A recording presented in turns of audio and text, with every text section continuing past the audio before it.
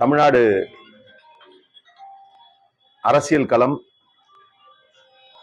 தேர்தலை நோக்கி வேகமாக நகர்ந்து வந்து கொண்டிருக்கக்கூடிய இந்த சூழலில் பல்வேறு அரசியல் மாற்றங்கள், அணி மாற்றங்கள், கூட்டணி சேர்க்கைகள் நடந்து வருகிறது. எது எப்படி இருந்தாலும் நடைபெற இருக்கக்கூடிய சட்டமன்ற தேர்தலில் திராவிட முன்னேற்ற கழகம் தலைமையிலான விடுதலை சிறுத்தைகள் கட்சி அங்கம் வகிக்கக்கூடிய மதசார்பற்ற ஜனநாயக கூட்டணி அறுதி பெரும்பான்மை என்கின்ற எண்ணிக்கையை எல்லாம் கடந்து 200 தொகுதிகளுக்கு மேல் வெற்றி பெற்று மீண்டும் திமுக ஆட்சி அமையும் என்பதில் எந்த ஐயமும் இல்லை என்கின்ற சூழல் உருவாகி இருக்கிறது.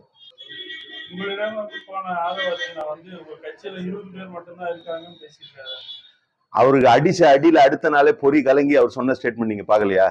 நான் அப்படி பேசவே இல்லைன்னு, அதாவது பேசிய பேச்சு அப்படியே இன்னும் சமூக வலைதளங்களில் இருக்கிறது. அதாவது ஒருத்தர் ஒரு பேச்சுக்கு விளக்கம் கொடுக்கலாம், புரியலன்னா விளக்கம் கொடுக்கலாம். அப்பட்டமாக அதுல மொத்த பேரும் இங்க வந்துட்டாங்க, 20 பேர் தான் இருக்கிறாங்கன்னு பேசின பேச்சையே இப்ப மாத்தி நான் அப்படி பேசல அப்படின்னு சொல்ற அளவுக்கு அவர் பொறி கலங்குற அளவுக்கு விடுதலை சிறுத்தைகள் கட்சியினுடைய தோழர்கள் அல்லது விடுதலை சிறுத்தைகள் கட்சியை ஆதரிக்கக்கூடிய ஜனநாயக சக்திகள் அவருக்கான பதிலடியை கொடுத்திருக்கிறார்கள். அவர் இந்த வித்தை காட்டுறவங்க, சாலையில வித்தை காட்டுறவங்க பேசும்பொழுது பாத்தீங்கன்னா ரொம்ப நல்லா இருக்கும், அதை கேட்கறதுக்கு நல்லா இருக்கும். ஆனா அது ஏதாவது யதார்த்த நிலையில பொருத்தி பார்க்க முடியுமானா முடியாது. அந்த மாதிரி வித்தை காட்டிட்டு இருக்காரு, அவ்வளவுதான். அதுதான் ரொம்ப ஒரு கவலைக்கிடமான ஒரு நிலையில அதிமுகவை கொண்டு போய் சேர்த்திருக்கிறார் திரு எடப்பாடி பழனிசாமி தான் சொல்லணும். நீங்க பார்த்திருப்பீங்க, செய்தியாளர்களா நீங்க தொடர்ந்து கவனிச்சுட்டு வந்திருப்பீங்க.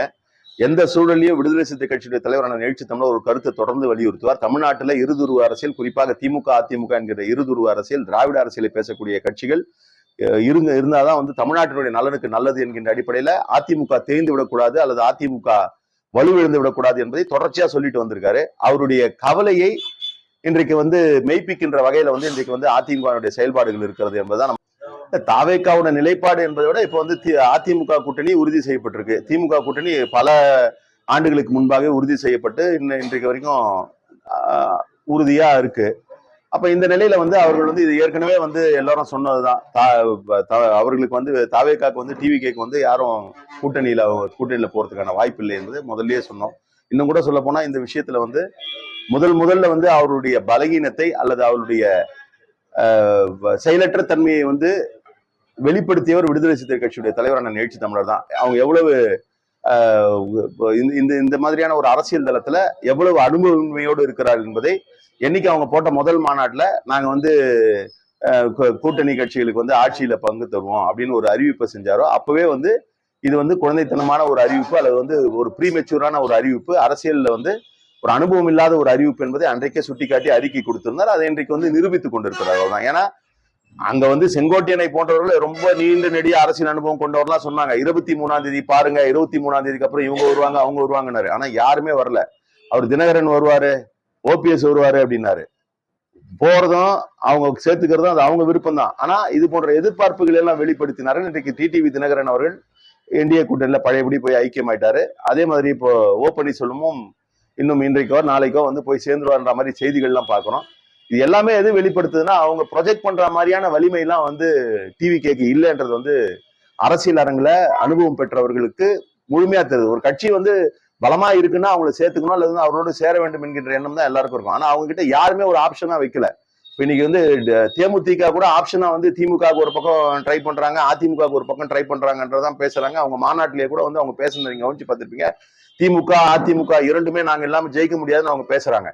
அப்ப என்னன்னா அவங்க ஆப்ஷனுமே டிவிகே இல்லைன்னும் பொழுது டிவிகேனுடைய உண்மையான நிலை எல்லோருக்கும் தெரிந்து இருக்கிறது. ஆனால் போலியான ஒரு பிம்பத்தை ஏற்படுத்துகிறார். இதுவரை தேர்தலே சந்திக்காத ஒரு கட்சி தேர்தலில் எந்த விதமான ஒரு எண்ணிக்கை பலமோ அல்லது ஒரு வாக்கு பலமோ இதுதான் வரையறுக்க முடியாத ஒரு நிலையில எந்த விதமான ஆதாரபூர்வமான அறிவியல் பூர்வமான சர்வே எடுக்கப்படல. சும்மா இவங்க உட்கார்ந்த இடத்துல பொய் சொல்லிட்டு இவ்வளவு சதவீதம் கதை விட்டுட்டு மக்களை திசை திருப்புற வழியை தான் பண்றாங்க. ஏன்னா கடந்த காலங்களில் நீங்க பாத்தீங்க, மக்கள் நல கூட்டணி உருவாக்கப்பட்ட போது மக்கள் நல கூட்டணியில தேமுதிக தனியாக இருந்து ஒரு வாக்கு வங்கியை வைத்திருந்த கட்சி தொடர்ச்சியாக தமிழ்நாட்டுல இடதுசாரிகள் பல்வேறு கூட்டணிகள்ல இருந்து தனிப்பட்ட முறையில் அவருடைய வாக்கு வங்கி இல்லை என்று சொன்னாலும் கூட நமக்கு ஒரு பிரசிடென்ஸ் சொல்லுவாங்க, ஒரு பார்வை இருக்கும். இந்த தேர்தலில் இந்த கட்சி இந்த கூட்டணியில இருந்து அப்ப இவங்களுக்கு இது மாதிரியான ஒரு எண்ணிக்கையில பலம் இருக்குன்னு. அப்படியெல்லாம் வாக்கு சதவீதம் இருந்த பொழுது கூட யாருமே அன்னைக்கு வந்து மக்கள் நல கூட்டணி இத்தனை சதவீதம் இருக்குன்னு எழுதல. ஏன் எழுதலைன்னா அன்றைக்கு தேதியில வந்து திமுகவும் அதிமுகவும் பலமா இருந்தாங்க.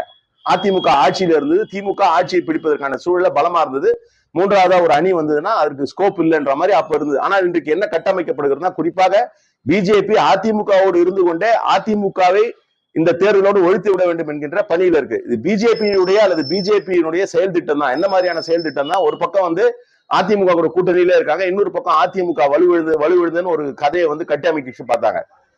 அப்ப விஜய் டிவிகேக்கு எங்க இருந்து வாக்கு சேரும் அப்படின்னா அதிமுக இருந்து வரும்ன்ற மாதிரி ஒரு பிம்பத்தை ஏற்படுத்த முயற்சி செய்தார்கள். அதுக்கப்புறம் அவங்க என்ன நினைச்சாங்கன்னு தெரியல. ஒருவேளை டிவிகேக்கு வந்து போதுமான அந்த பலத்தை சேர்ப்பதனால ஒரு பலனும் இல்லை என்பதனால் இன்றைக்கு பிஜேபி என்ன பண்றாங்க, பழையபடி எப்படி அவங்க ஏற்கனவே வந்து தரகு வேலை பார்த்து எடப்பாடியும் இவரையும் ஓபிஎஸ் சேர்த்து வச்சாங்களோ, இப்ப மீண்டும் அதே போன்ற ஒரு பணியை செய்து அதிமுகவோடு டிடிவி தினகரனை சேர்த்து இருக்கிறாங்க, அதிமுகவோடு ஓபிஎஸ்ஐ சேர்ப்பதற்கான திட்டத்துல இறங்கி இருக்காங்க.